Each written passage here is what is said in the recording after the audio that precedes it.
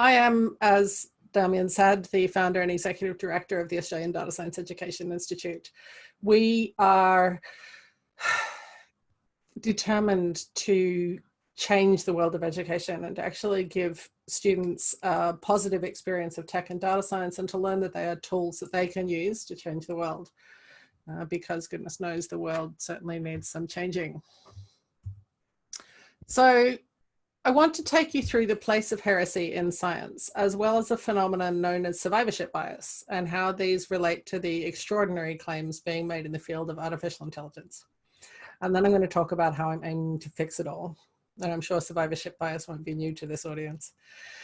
Much of our science, technology, engineering, and maths education starts from a foundation of facts and known answers. And this teaches our kids that the point of STEM is to get the right answer, whereas the actual point of real-world STEM disciplines is to fix things, understand things, and solve problems.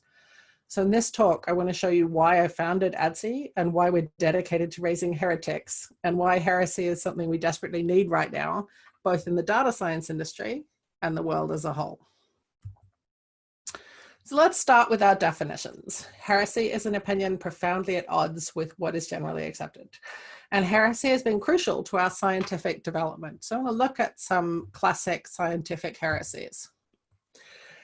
In the 1840s, Ignaz Semmelweis came up with a radical heresy that doctors washing their hands before and indeed after surgeries prevented disease. Prior to this, doctors went from autopsies direct to childbirth without washing their hands or even changing their clothes, and they wondered why people died. The idea that this could cause disease was considered so ludicrous that it took decades for the idea of washing hands to be accepted. And by the way, Semmelweis was so ridiculed and pilloried that his colleagues committed him to an asylum where he was beaten and died. And I should note, particularly in the interest of gender equality, it was actually Florence Nightingale who achieved a lot more in terms of hygiene in hospitals using statistics. In a well-known heresy, Galileo Galilei so outraged the church with the idea that the earth revolves around the sun rather than the other way round, he was accused of literal heresy and committed to house arrest, and he only narrowly escaped death. In 1912, Alfred Wegener began to publicly advocate the idea that the continents moved over time, which became known as continental drift. He too was widely ridiculed and did not live to see his ideas finally vindicated, although in this case I don't think his ideas actually killed him. More recently, Marshall and Warren's original paper on ulcers being caused by bacteria rather than stress was rejected and consigned to the bottom 10% of submissions. Barry Marshall eventually drank Helicobacter pylori, the bacteria that causes ulcers, to prove it, thus inducing an ulcer which he cured with antibiotics. And so it seems to me like heresy is a pretty dangerous business. But in fact, a lot of scientific breakthroughs have been considered heretical, especially in medicine, and have taken some time to get established. So I want to digress for a moment to tell a story this audience is probably quite familiar with, which is the World War II planes that were examined for bullet holes to work out where to armor them. Researchers figured that the places with the most holes, the wings and the fuselage, needed the most armor. They found no holes on the engines or the fuel tank, so they figured they didn't need armoring. Until statistician Abraham Volt pointed out that the planes they were studying were the ones that made it back. The ones with holes in the engines and the fuel tanks were the ones that didn't make it back. So the planes clearly needed armor when none of the planes had holes. I love this story because it's a classic example of the obvious conclusion being dead wrong.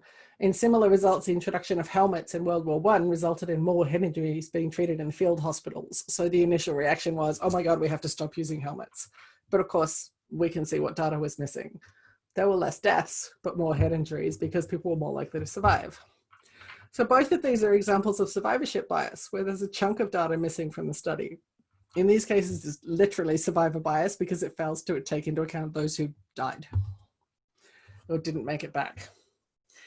Now, this is related to the story of HireVue, which, if you haven't heard of it, is a human resources tech company that uses artificial intelligence to select or reject candidates in job interviews based on nobody really knows.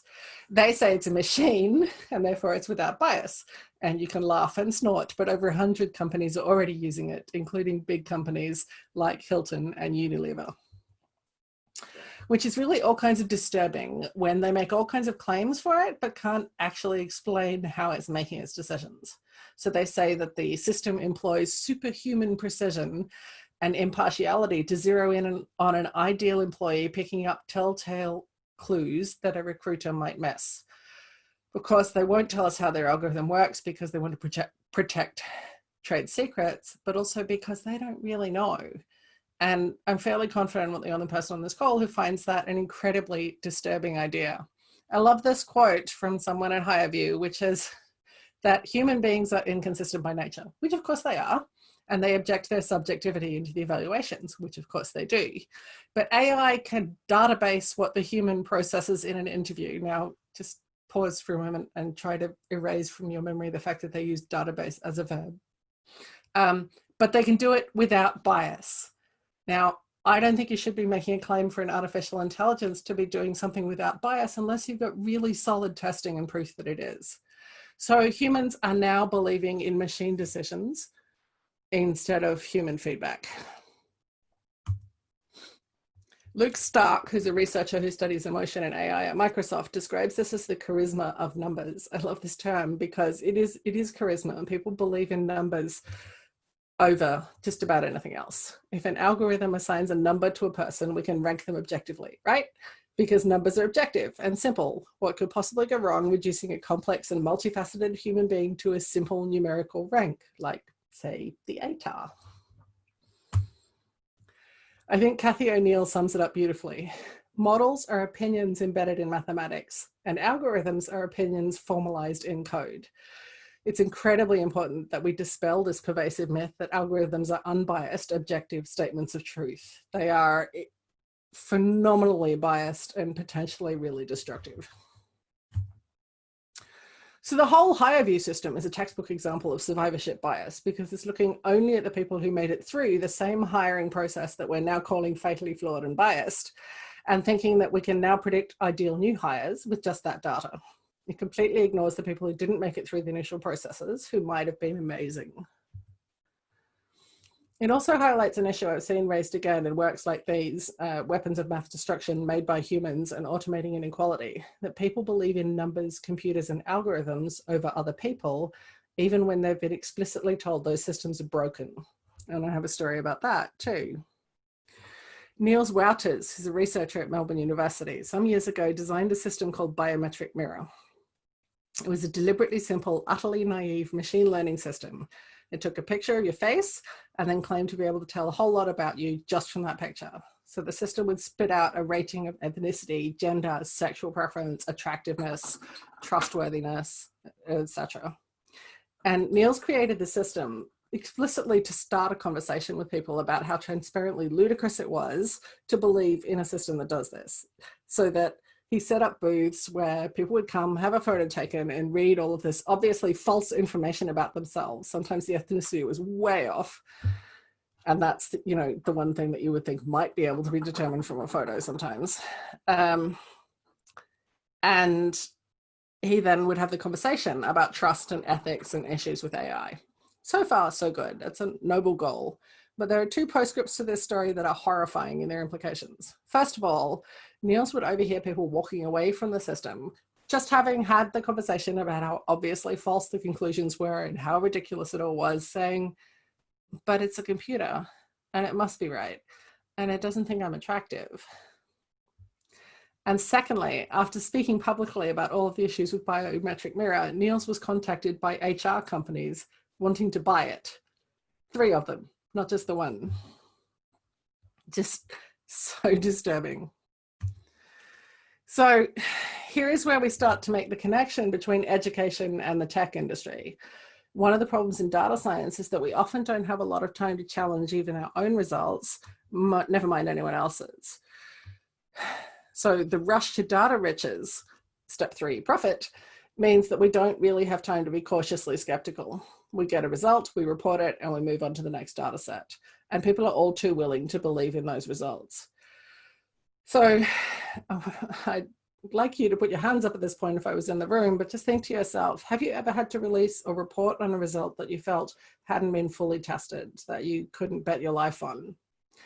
And When I did this in a room full of data scientists, about half the hands went up. And then I said, now hands up if you think there would have been more hands up if we'd done this via an anonymous poll, and all the hands pretty much went up. So all of the discoveries I talked about in the first half of this talk were made by people being skeptical, challenging the status quo, and questioning accepted wisdom, by people who are quite prepared to examine new evidence and consider that what everybody knows just might be wrong. So of course we need educated heretics though, so that our skepticism is rational and fact-based rather than denialism and wishful thinking, which is what we're seeing quite a lot of now. So education is clearly key. But let's consider STEM education for a moment. We mostly teach science, technology, and maths in school as a matter of facts and known outcomes. And yes, I know there's one more letter in STEM, but we rarely, if ever, actually teach any engineering in school. So consider the average school chemistry experiment. We take known substances, we apply a known process and achieve an expected outcome. What do kids who don't get the results they expected do then? Do they go back and try to find a reason for the results they did get? Do they ask questions and challenge outcomes? No, they don't have time for that.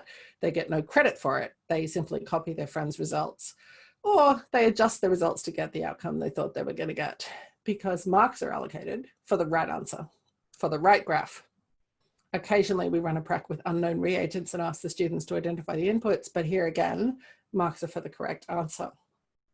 And you may think this is a slight overstatement of the case, but I want to tell you a little story, give you a sneak peek into the book I'm currently writing. A friend of mine teaches physics, and she was doing an experiment for the kids who are learning remotely. And it was a simple thermodynamics experiment. So she had a hot body and a cold body, and they were in contact, and she was using data loggers to measure the temperature change. And the theory tells you that the temperatures equalize. The hot body gets colder and the cold body gets hotter until they're about the same. Now, when my friend did this test, she found that the temperatures actually crossed over, which isn't supposed to happen. The hot body got colder and the cold body got hotter, and they just kind of crossed over a little bit, just a little bit, but they did. And she was really excited about this. She was like, this is really interesting. This is a great result that the kids can explore. You know, was it an issue with the data loggers? Was it some kind of environmental contribution? Was it that they weren't calibrated properly? What was going on here? Unfortunately, they couldn't look at that, and the consensus was they needed to remove the data, the offending bit where it crossed over, because it would confuse the students. And you know what? That's true, because in year 11, the key priority is for the students to give the right answer in the exam. And any answer that said, well, sometimes the temperatures cross over, would have been marked wrong. So yeah, they had to delete those results because it would have confused the students for the goals of the year 11 course, which is get the marks.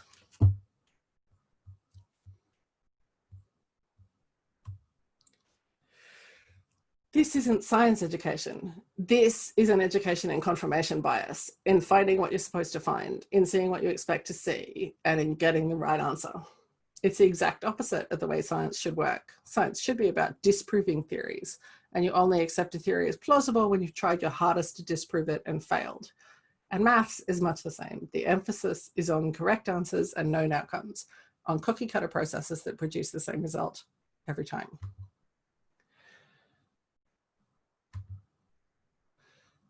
Technology education is often even worse. With a severe shortage of teachers with programming skills, we tend to default to education using toys. We draw pretty pictures, we make robots follow lines. We write the same code, we produce the same output. What if we could teach with experiments where we don't know the answers? Well, with data, we can easily do that. Can we find a data set that hasn't been fully analyzed and thoroughly understood? I could probably hit a dozen with a bread roll from where I'm sitting. How do you mark it then when you don't know the right answer? Well, you mark the process, you mark the testing, you ask the students to test and challenge their answers really thoroughly and show you how they've done that. You give points for their explanation of how they know their answer is valid, for how they confirmed it by trying their hardest to prove it wrong. It has been said, most famously by Grace Hopper, that the most dangerous phrase in the English language is, "We've always done it that way." And now more than ever, we need people who challenge the status quo, who come up with new ideas, and who are prepared to be heretical. So by teaching data science in the context of real projects where the outcome isn't known, we can actually teach kids to challenge their own thinking and their own results. We can teach them to think critically and analyze the information they're presented with. And we can teach them to demand higher standards of validity and reproducibility. The trouble with this is it requires significant amounts of setup work. Finding the data sets isn't hard, but making sense of them can be really challenging.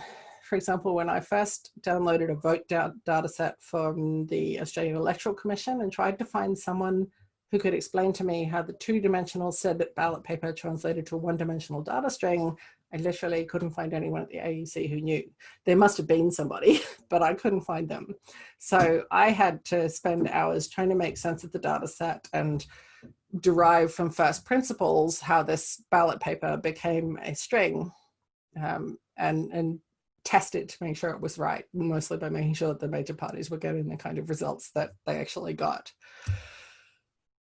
A teacher who's full-time couldn't possibly do that because they haven't got time. The only reason I could do it was because I was part-time.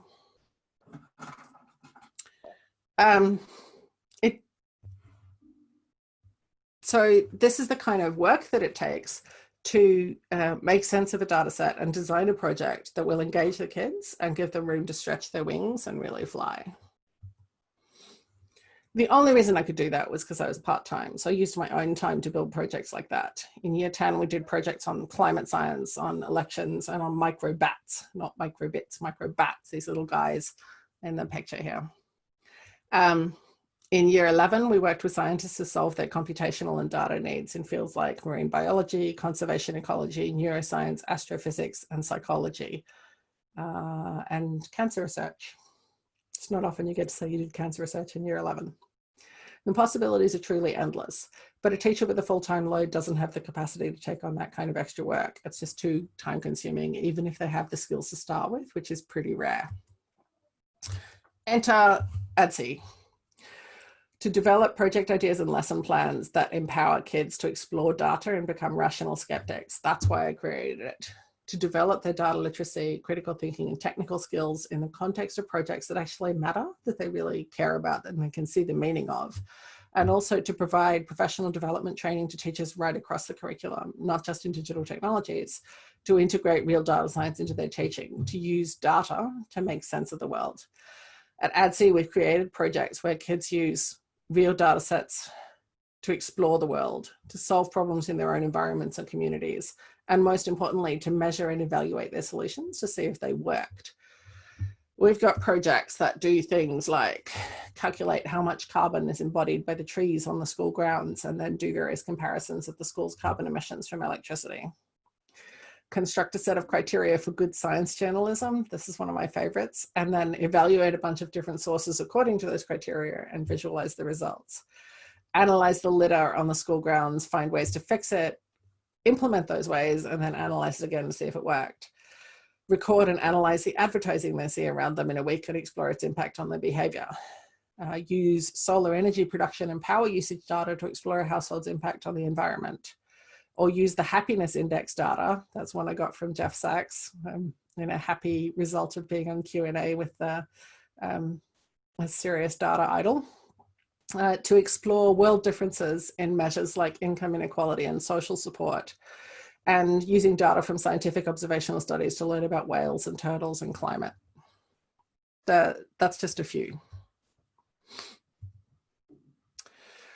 So when I was teaching computer science at John Monash Science School in Melbourne, which is a school for kids who are passionate about science, who you might be forgiven for assuming were already engaged with tech, we started by teaching them with toys. We had them draw pretty pictures and program robots to push each other out of circles. And the number one piece of feedback we got was, this isn't relevant to me. Why are you making me do this? I'm never going to use it.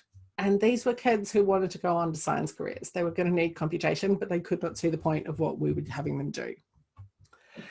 When we shifted to teaching the same coding skills, variables, if statements, and for loops, and things like that, in the context of data science, using real data sets and authentic problems, that feedback disappeared. And instead we heard, this is so important. This is so useful. I'm using this in my other subjects. And the number one thing I live to hear when teaching tech, I didn't know I could do this. And I love this quote you'll see on the screen, which is, a lot of kids found it much better than they thought it was going to be. So not only does teaching tech skills in the context of data science teach kids that STEM skills empower them to solve actual problems and find out more about their own world, it gives them the motivation to succeed, to really learn the skills and actually put them to good use in other contexts. And make no mistake, motivation is the single most important factor in learning. It's just, you can't get anywhere without it. So one of my friends who works in data science, recently met someone who, on learning her occupation, literally said to her, "You work in tech, so are you on the spectrum?"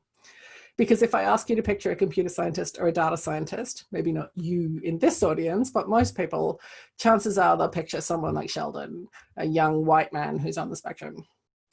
Current figures suggest that women make up as little as 15% of the data science industry, although I have to say, for an industry that focuses on data, they're very bad at actually producing data about themselves. I've not been able to find any data on Australian gender diversity in the Australian data science industry. But it's lack of diversity in the tech industry that leads to systems like HireView, because there aren't enough voices in the room prepared to say things like, have we really thought this through? Or what are the ethical issues with doing that? Or even prove it. It also leads to tech solutions that work beautifully for the types of people represented in the development team, but that have serious limitations for everyone else. Unless you think that women simply aren't cut out for tech and that there actually isn't any bias in the field, allow me to remind you of the 2016 study of open source code on GitHub that found that code submitted by a woman was more likely to be accepted than code submitted by a man, but only if the woman's gender was not identifiable from her GitHub ID. So ADSEI's work obviously isn't going to turn every student into a data scientist, but it will give kids the option of being data scientists who wouldn't have had that option otherwise, because they'll understand the power of data science and they'll know that it's something they can actually do. And that is phenomenally empowering. And you can empower ADSEI by using the donation link for on your screen. Thanks very much. Back to you, Damien.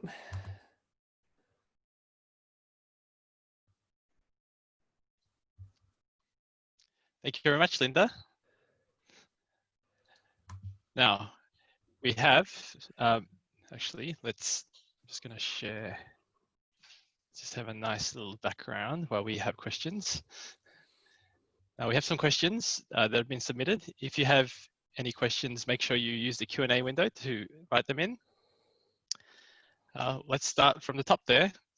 So Patrick asks, what do you think of the argument that even ludicrously simple models may be more accurate than unaided human decision-making? And he's mentioned two examples. I think that's an excellent question. I don't know the two examples that you mentioned, but actually, I think the simple models are much less complicated, much less controversial, much less problematic, I think is the word. With simple models where you can surface the decision making and actually show what has gone into the decision, then yeah, often they can be much better. And you can have systems, we have systems now that diagnose cancer much better than a radiologist, much more accurately. But if you use those systems alone, those systems won't identify a cyst or an infection or some other form of problem on that scan. They will say yes or no whether there's cancer with great accuracy, but they won't see anything else. So we don't really have intelligent systems yet.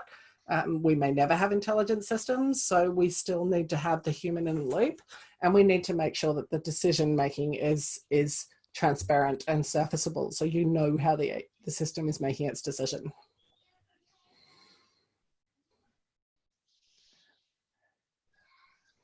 Okay, so I have a question from Alice.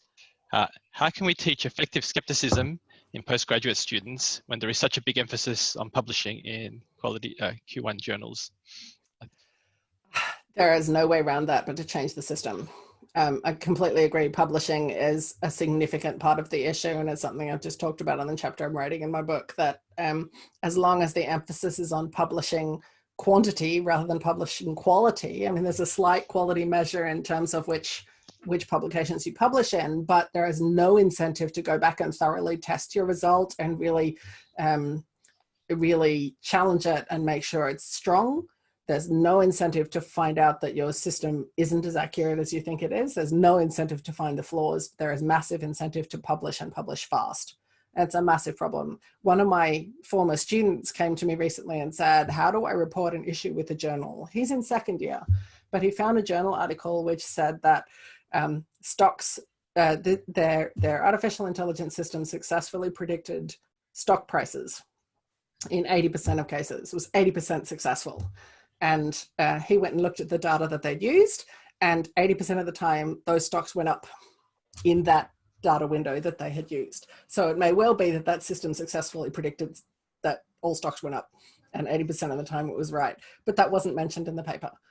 So the system actually encourages that and rewards that in a really big way. So yeah, there's no way to do that other than change the system, and you need heretics to do that. It's good. I see the questions are coming in. That's great. The next one is from Jess. She says, a brilliant talk. Thank you. Many of your early examples emphasize the need to understand the underlying causal structure of your problems. What are your thoughts on understanding the causal structure of systems before trying to answer questions about them? That's a really interesting question. And it has to go both ways, that there's an extent to which without exploring the system, you can't understand the causal structure, but you also need to then challenge your understanding of the causal structure. So I think you have to sort of come at it from both angles, that that exploration and that trying to answer questions is crucial to actually being able to understand the causal structure, but then you have to go back and really rigorously and vigorously challenge the answers that you think you found. And that's really difficult because we are prone to confirmation bias. Might add a little bit more there. I know that within causal inference literature and I guess the academic study of it, there's one strand of it involves assumptions that are not testable. So this sort of, if we have to come up with untestable assumptions, then yeah, I don't know if you have any thoughts about that, but if you're doing causal inference, sometimes you have things that you can't directly test with the data you have, so you have to go beyond it. Yeah, and I think the key thing there is to acknowledge the limitations of what you're doing and actually be really explicit and transparent about what you can and can't say from the data. And that's something where I think we fail often, that we make the leap with things that can't be tested, and we stand on things that perhaps aren't really strong enough to support our weight. So Patrick asks, was Billy Bean from Moneyball a heretic? I haven't seen Moneyball, so someone else is going to have to answer that. Okay, well, I have a conversation with Patrick another time. Another question from Patrick. To what extent proprietary models are sort of whitewashing to use legally protected and potentially statistically relevant information without disclosure and vulnerability to lawsuits? Oh man, to a massive extent. I mean, it's one of the biggest issues in the industry, that, you know, the cloak of proprietary is an incredible get out of jail free card, and it's one of the reasons we need to challenge it and to actually demand that people who say their systems do the things that HireView says it does actually transparently show us how it happens. I was reading the other day, I was doing some research for my book, and I found that there are productivity scores that some software will give you for your employees. You put this monitoring system on their laptop and it will give you a productivity score. And that just has so many layers of potential horrors that can go wrong.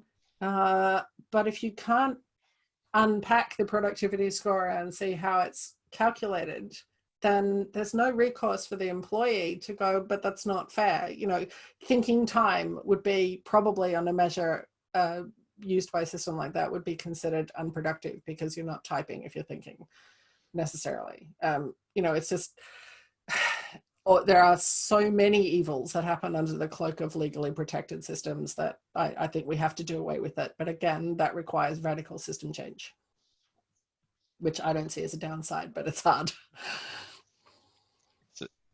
I have a question to pose. So you talk about the need to derive interpretation for some of your data sets. So, and you're curating all these data sets, which is a great effort. I wonder if some of that work could be set as a task for your students. So here's some data, make sense of it from first principles. And there you have to do the sort of the sciencey things like test out hypotheses, see if they make sense, explain how you evaluated your answers. Absolutely. And I did that kind of work with my year 11s all the time. Unfortunately, that's really tough for teachers who are underconfident in this space. And there are some teachers who are doing that kind of work and doing amazing things with it because they're confident and brave.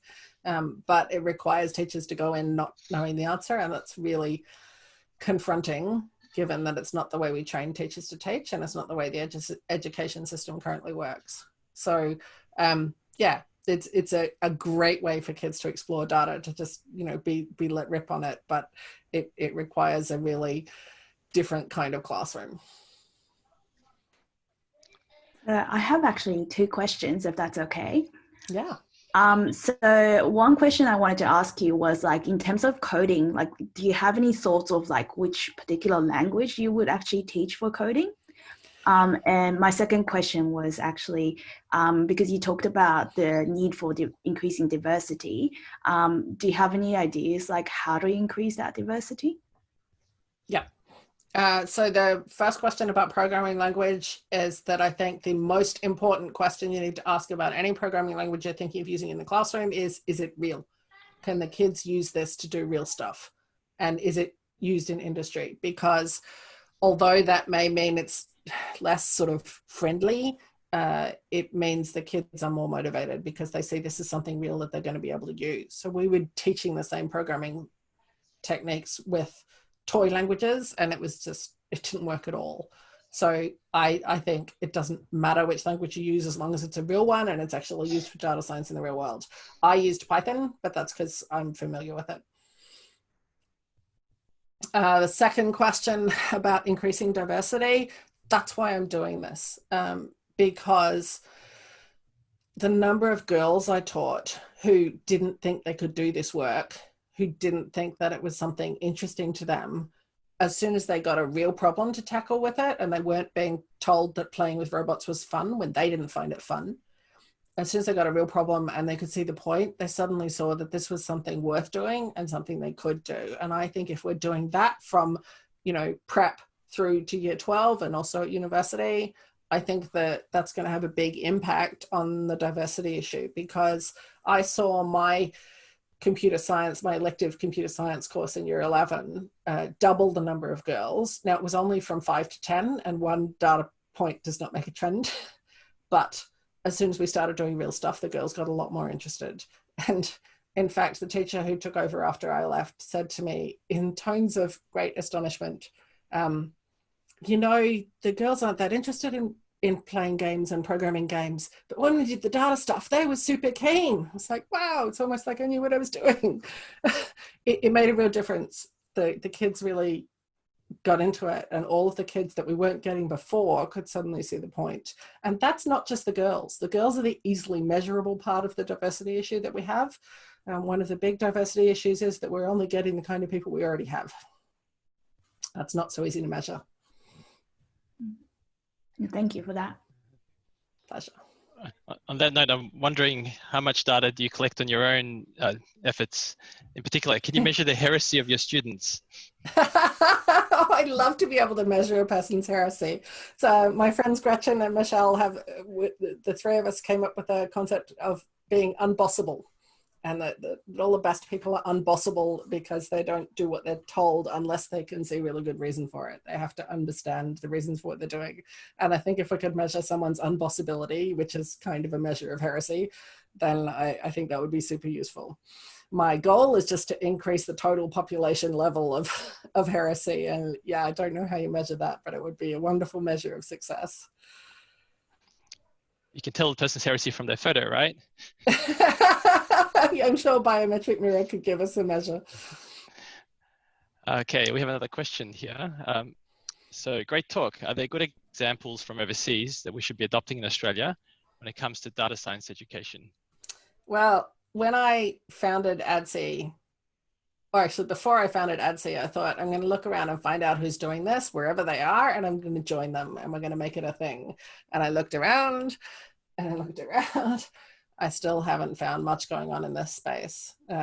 There are a few individual teachers doing really cool work, and I'm trying to bring those teachers together and bring all the teachers who are interested in this together. So there's a Facebook group called Australian Teachers Using Data Science, which is where teachers can go to get ideas and kind of bounce things off each other. And also, it would be great to have some statisticians in there to answer some of the curly questions. But there's very little out there yet. So it's why I had to start my own organization. All right. And another question, do you have any advice if a potential hirer asks me to complete psychometric testing? Run. Straightforward? Yeah. Well, I don't know if everyone has that option, but I guess we'll stay there. Certainly if a company is using something like HireView to analyze you, it's I think it's a pretty bad sign about that company's general approach to its employees. So we still have quite a bit of time. So if anyone has any questions, if you'd like to actually hear your voice on air, you can use the raise hand button and we can put you on the stage. So if you prefer to speak your question, please raise your hand and I'll see if I can allow you to talk. Otherwise, feel free to type your question in. So Patrick. Hi, Linda. Amazing talk. Thanks, Patrick. I want to be skeptical of your skepticism message. Please. I guess what I worry about is, I think what you've advocated is a very sort of scientifically literate, numerate skepticism around like, hey, there's all these sort of nuances and asterisks next to our scientific conclusions. Mm-hmm. I do worry that a lot of people hear sort of, hey, question things and don't trust the experts and so on, and maybe come to some conclusions that aren't very socially useful. Things like COVID-19 is a conspiracy, Yep. I know what you mean. And that's sort of, I guess, why I'm emphasizing rational heresy and actually,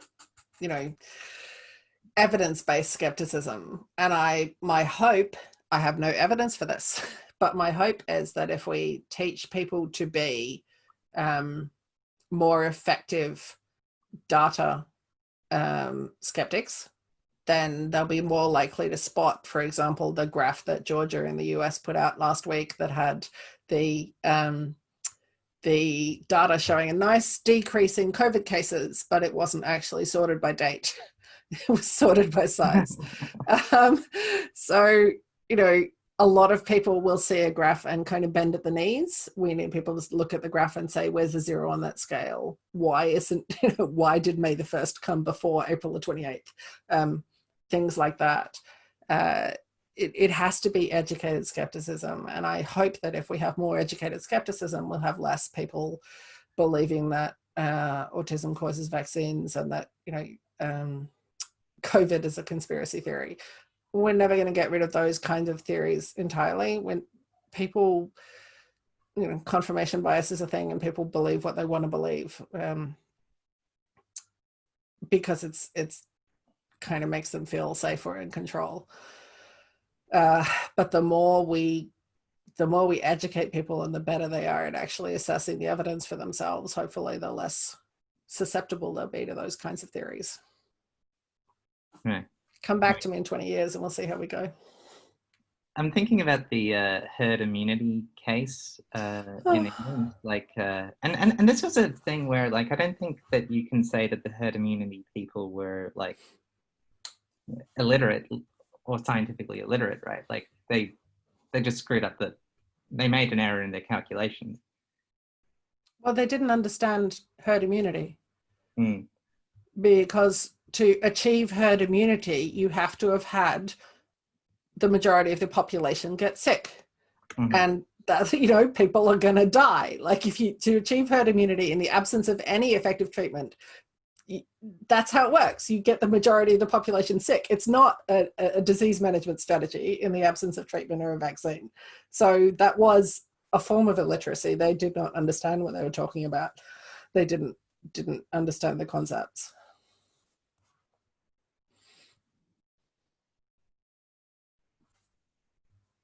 I mean, this was from the chief scientific advisor, though. So, but he wasn't an epidemiologist, was he? So you can have, like, our chief scientist is an engineer. mhm.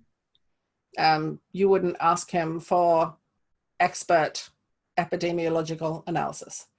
So, you have to think about that. And, we have an issue in Australia where the chief medical officer in federally is I think a kidney health specialist, whereas the chief medical officer in Victoria is an epidemiologist. I hope that they're both relying on more advice than just their own knowledge, but, the expertise, I've seen people quoting a Stanford economist on, how to manage the disease. And just because he's a professor at Stanford doesn't mean he knows anything about viruses. Right. I mean, I guess it's a kind of balance between, being skeptical and independently minded, but also knowing when to trust expert opinion versus your own judgment. Exactly. But also being able to assess whether expert opinion is reliable or not, to actually think about, well, what kind of experts am I going to trust in a time of disease outbreak? Who do I want to listen to? Probably not economists and kidney specialists so much as epidemiologists. Mm-hmm. Well, talking about COVID-19, I wonder, are you using any COVID-19 data in your teaching exercises yet?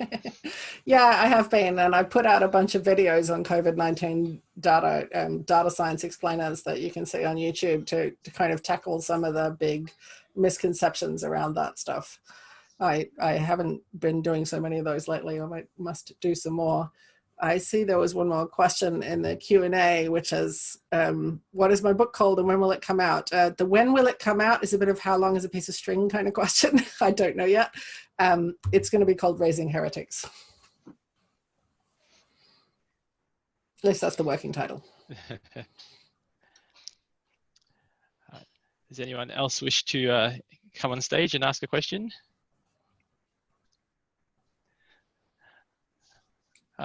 So, Linda, how many statisticians do you have who are actively helping you out with your teaching? I have a statistician on my board by the name of Karen Lamb, who I saw on the attendees list. I think she's still there. Hi, Karen. But apart from that, I'm the only employee. I have board members, but I'm the only employee at the moment. I occasionally have enough funding to employ casual teachers to do some of the rubrics and worksheet kind of work. But at the moment, I just have to ask my friendly statisticians for help sometimes when I get stuck. But, for the most part, the work that I'm doing, the data science that I'm doing with the kids is really low level. So we're training teachers to do very basic spreadsheet stuff, not even Python in most cases, because we have to start where the teachers are and then build them up gradually. In the long term, I'd like everybody to be coding, but if I walk into a room of teachers and go, right, we're all going to code, there'll be a whisking noise and we'll be like, where did everybody go? I know you and I have talked many times about potentially getting more statisticians involved in your work. Yeah. Now that you're here, I wonder if you want to tell us a little bit more about exactly what would be most helpful. How would helping you look like, and what kind of things, and what would be the best? So one of the things that I need more than anything is funky data sets with really nice descriptions on them. So, I can find funky data sets very easily, but they often take a lot of work to actually unpack them and explain them enough for teachers to use them. So if you have a really funky data set, or you see a really funky data set and you want to write just a, couple of paragraphs description of here is what all the fields mean and here is, what all the columns represent and all that kind of stuff, and here is how the data was collected. Plus, of course, what are the issues with this data? Because one of the things that I really stress is there is no such thing as a perfect data set. So what are the problems with it? How many ways do we need to be skeptical of this data set? So if you find a funky data set and can write me a description like that, that is gold. That is really, really helpful. I see some more questions coming in. So Alice asks, what advice would you give to a first-year science student beginning to learn Python, but not planning a degree in computer science? You need to give me more information there. What kind of advice? For how to learn Python, or for what skill? I don't know. I'm not quite sure what you're asking. Alice, if you want to ask further, you can raise your hand and I'll make you audible. Otherwise, we might move on to the next question. Alice, if you want to do this, just raise your hand and we'll come back to you. So Sally asks, what work are you doing with teachers to upskill them? So I teach them the basics of data science and those questions about, when can you throw out outliers, and how do you manage a data set in a spreadsheet, and some really, really simple spreadsheeting skills for the most part. Some teachers are prepared to learn more Python, and I will do that stuff. But really it's basic how to build a project that kids will engage with. So usually I do a one-day workshop, and the morning is, here are the introductions to the basics of data science and the things you need to know. And then the afternoon is, let's build projects that actually work for your curriculum and on topics that you're trying to teach. So it looks like Alice would like to ask a question, so I'll grab her. Alice, welcome. Oh, yeah, hi, thanks, Damien. I'm sitting here with said first-year science student sitting next to me, struggling with learning Python and wondering, I think really the question is, how much is enough? How much coding is enough if you want to be a great science student? I think the emphasis should be not so much on the code as it should be on the data skills, and enough programming is enough to do the task in front of you right now.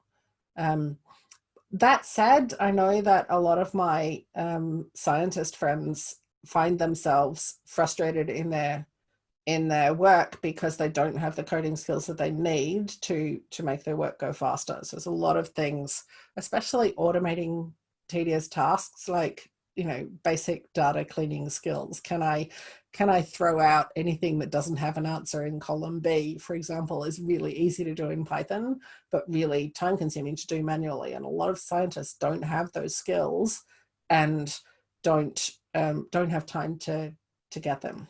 So it depends on exactly what you want to go and do. It's a really difficult, it's a bit of a how long is a piece of string kind of question, but if you're doing stuff with real data, then I think you're learning valuable skills, and try to focus on that aspect of programming rather than just programming for programming's sake.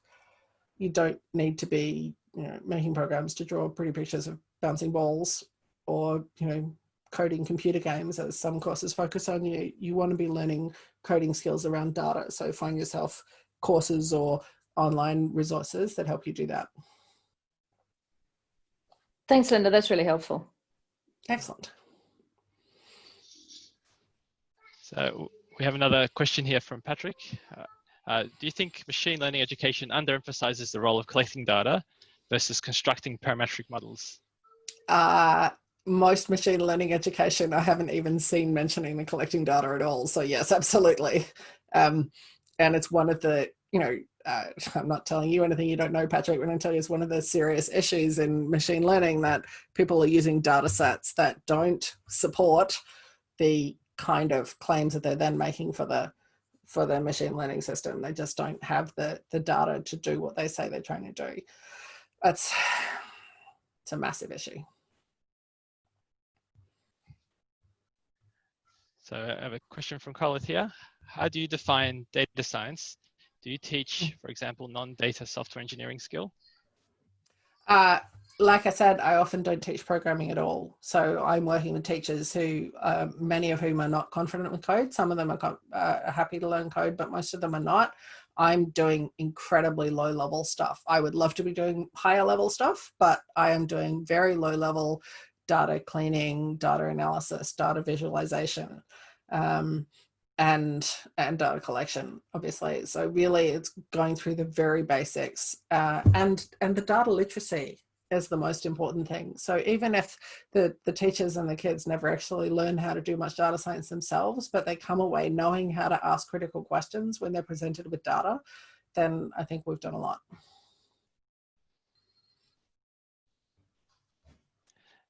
So we're coming close to time. If anyone wants to sneak in one last question, you're welcome to. While we wait, I want to remind everyone that Linda would love help with collecting funky data sets and also donations for ADSEI. You'll get the, if you want to pop up back up. So, nope. Sure. You have to stop. Sure. We're going to share the slides later with everyone, so everyone will get an opportunity to look at that. Great. So here's the last question. Hi, going back to tests given by companies like HireVue, how else would you suggest big companies fish for talent while maintaining feasibility and efficiency when the number of applicants is so high?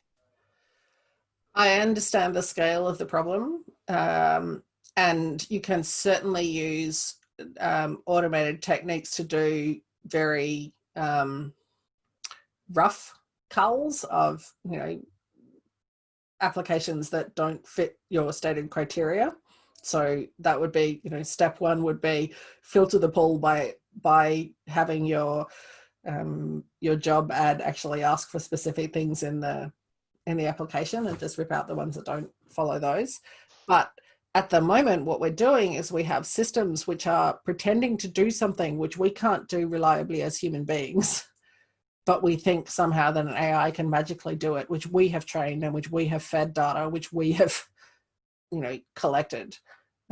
So I get that there's an issue, and I understand why systems like HireVue are so attractive, but they're telling you they're doing something that we don't know how to do. So it's not a solution.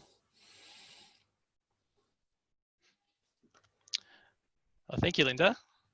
Thank you very much for a great talk and a fantastic discussion. And also thank you very much, Emmy, for organizing tonight's event. And also want to shout out a thank you to the whole Victorian Branch Council, who helps run all of our activities, including our events, but many other things behind the scenes. I'd like to remind everyone that thanks, Linda. I'd like to remind everyone that our recording of tonight's webinar will be made available. Fingers crossed that there are no technical issues. Also, I'll remind you that next month we're having a mentoring event. This will be exclusively for members, so make sure you join very soon, preferably right after this webinar. If you have any suggestions or ideas or feedback you'd like to give to us, get in touch with us. Our email address is vic.branch@statsoc.org.au. And finally, a big thank you to all of you for coming to see our event tonight. I wish you all well and hope to see you at our future events. Keep safe and good night. Thanks for coming. Thanks, Linda. Thanks, Damien, for hosting.